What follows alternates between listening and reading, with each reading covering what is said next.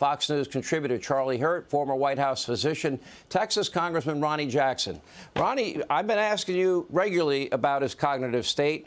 To me, I think it's getting worse, and I think it's more obvious. And I don't think it's not going to be so easy this time to hide him in the basement bunker. Your thoughts? Well, they better start hiding him away quick, Sean, because you're right. It's getting worse by the day. And, I don't even know what else to say about this. I just thought it would be comical if it weren't so disastrous for our country right now. You saw when he was with Fetterman this weekend, the two of them were sitting there bantering back and forth. You can't understand either one of them. I think that, Biden is kind of the Fetterman whisperer now. I mean, he may be the only one that can understand what Fetterman's saying and vice versa. It's almost like they've created their new little language now that they must have developed somewhere along the way, maybe when they were tucked away in the respective races in their basement. But they've got to do something with this guy because, I mean, Sean, I know 10-year-olds. I know a bunch of 10-year-olds that could do a better job and inspire more confidence in what's going on in our country than these guys can. This is just I'm at a loss for what to say about this anymore. I mean, everyone knows what's going on. I mean, you don't have to be a physician to see the disaster that's looking us right in the face every day.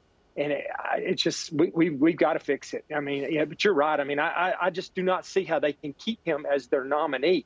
This is a long ways out, and it's going off the rails. Well, I mean, historically, people that have cognitive decline like this, it is degenerative and it gets worse over time. Just a fact, I'm speaking as a non-doctor.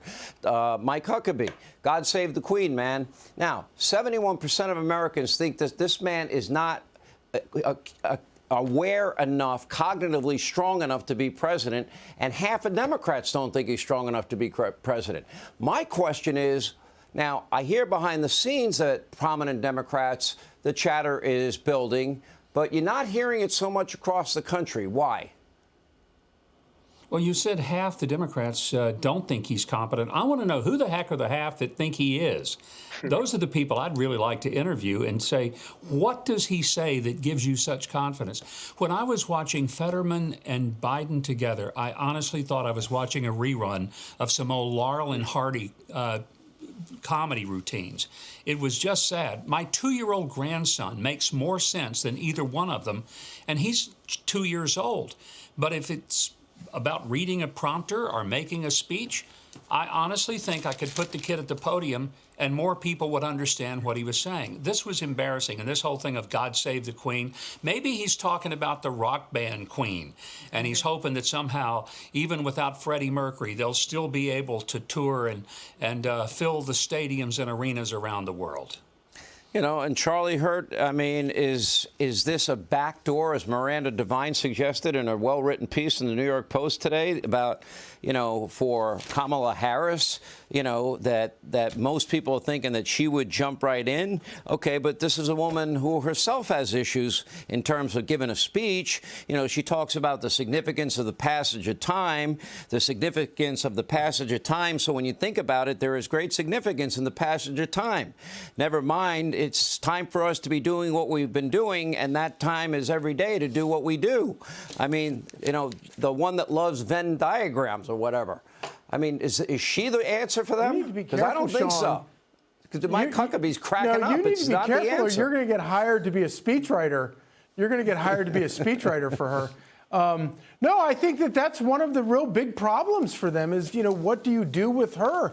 It'd be so much easier if they could just sort of take Joe Biden out with the garbage and replace him and have a backup who was competent. But I think, quite frankly, Kamala Harris would probably do even worse in a general or even a primary fight. And of course, this is why I think Democrats are so terrified of the rise of RFK, who's thrown his hat in the ring and then instantly winds up with double-digit 20% of the vote among Democrats, and probably would pick up a lot of independents and moderates as well if he were to run, say, a third-party campaign or something like that. But I think without a doubt, more of these polls come out that show Trump soundly beating Joe Biden. The Democrats, who are very, very, they're very good at controlling their party. And at some point, they're all going to have to get together, the party leaders, and make a decision about what they want to do. And if they do make a decision, I don't think that Joe Biden or Kamala Harris or RFK is going to be to their liking. All right, so Ronny Jackson, let's look at RFK, for example. He's now steadily at 21 in the polls against Biden, and Biden's in the 30s. Marianne Williamson's polling 10%. I say that's pretty respectable on her part. Here's RFK. Takes a very different position than his party on immigration, on biological men playing women's sports, and on vaccines and COVID in particular.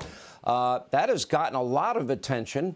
But he does seem out of touch with the base of the Democratic Party. But if you're looking for an alternative to Biden, he's probably your best option now.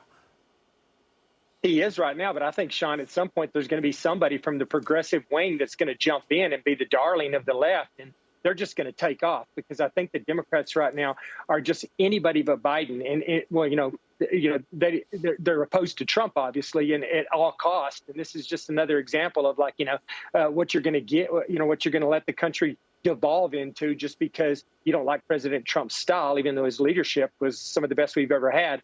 But, I think that anybody who gets in this race is going to do extremely well on the left right now, because they are just, I hear them talking behind the scenes, and they don't know what to do. They're at a loss, most of them. And this is a cover-up. I've said this before. The White House and the West Wing's covering this up. His doctors covering this up. And eventually they're going to call these people out and say, you need to get out and tell us what's going on. And I think, when that happens, it's going to be obvious that he can't serve anymore.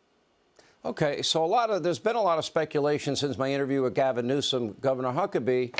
Now, I've known him for a long time. I'm the one that invited him personally to come on the program. To his credit, he came on. I thought he dodged a lot of important questions. One question he would not answer, and that was, how many times his phone gets pinged a day by Democrats begging him to run. Another one is, he kind of pulled back on the issue of would you, under any circumstances, challenge Biden. He tried to say no. He defended Biden as cognitively alert. I think he's too smart to really believe that, and I don't think he was lying. I think he was trying to be a good Democrat. That was my take, Mike Huckabee. I think he gets a lot of credit for coming on your show. I mean, a lot of Democrats won't do that. They won't sit down with you, and that was to his credit. But truthfully, Agreed. He deep down knows that Joe Biden is like a pack of bottle rockets that have been soaked in water all night. They're never going to ignite. And he has to know that the worst thing for the Democrat Party is for Joe Biden to be the nominee. Why are you laughing so hard, Charlie Hurt? Look, because it takes Mike Huckabee to invoke a fireworks analogy, and it's a perfect one. Well, he's from Arkansas. I mean, fireworks are legal down there, unlike most, states like liberal states like New York and California. But go ahead. Right. No, it's a perfect so what about analogy. Let me ask you about Newsom. I want your take on him. Was it an accident he decided to accept my invitation, or is... Oh, no. I agree with you. My favorite part of your entire interview was when he started waffling, when you asked him how often does he does his phone ring with Democrats pleading by the way, with him he ended to that challenge exchange Biden. with... He was not about to answer that. He ended it with, I'm not going to answer that question. He actually flat out said it. Right. And I give credit for somebody to answer that way. Yeah. But what's so great about it is it captures how desperate I think Democrats are to find anybody who can string a sentence together to challenge Biden. And he didn't want to admit that he gets a lot of those calls. All right. I'll ask all three of you exit question, and that is, ultimately, will there be any prominent Democrat that challenges Joe? And do you think Joe will be the nominee in 2024? Ronny Jackson, you go first. Somebody's going to challenge him. He's not going to be the nominee. He can't make it that far. It's too far out. Governor Mike Huckabee. I think somebody will challenge him. It very well could be Gavin Newsom.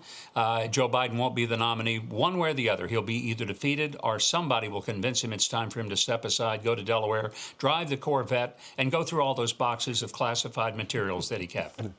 Charlie Hurt. I agree completely. I think that in the end, he'll be taken out by party leadership. Okay, now exit question. Governor Huckabee said it would likely be Newsom. Ronny and Charlie, I want to know who you think it would be. Ronny first. I think it's going to be Newsom. I mean, he's the one that's that's pushing the hardest right now, and he's coming from a big state like California. The progressive left loves him, so I think it'll be Newsom, despite the fact that his own state's an absolute disaster. Charlie, last word. I can see Democrats going with that as the consensus, but the real barbarian at the gate would be RFK Jr. I would love to see what he would do to his party. And it would be interesting to see how many Democrats push Kamala Harris to be the one to replace him. All three of you are right. It will not be Joe Biden. Appreciate you being with us. Coming up next. Hey, Sean Hannity here. Hey, click here to subscribe to Fox News YouTube page and catch our hottest interviews and most compelling analysis. You will not get it anywhere else.